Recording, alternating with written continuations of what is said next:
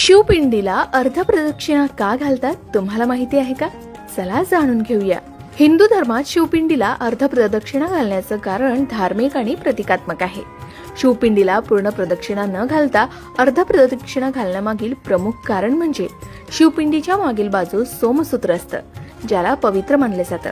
पण या सोमसूत्राला ओलांडणं अशुभ मानले जातं. म्हणूनच भक्त अर्धवट प्रदक्षिणा घालतात, म्हणजे ते पिंडीच्या एका बाजूपासून दुसऱ्या बाजूपर्यंत प्रदक्षिणा करतात आणि सोमसूत्रापर्यंत पोहोचल्यावर परत फिरतात. शिवपिंड ही शिव आणि शक्ती म्हणजे पुरुष आणि प्रकृती यांचं एकत्रित प्रतीक मानले जातं. अर्ध प्रदक्षिणा घालणं हे या एकत्वाचं प्रतीक आहे, जे शिव आणि शक्ती यांच्या संतुलनाचं दर्शन घडवते. शिवाय काही पौराणिक कथेनुसार शिवपिंडीला पूर्ण प्रदक्षिणा घालणं म्हणजे शिवाच्या संपूर्ण शक्तीला आव्हान देण्यासारखं आहे, जे भक्तांसाठी योग्य मानले जात नाही आणि त्यामुळेच अर्ध प्रदक्षिणा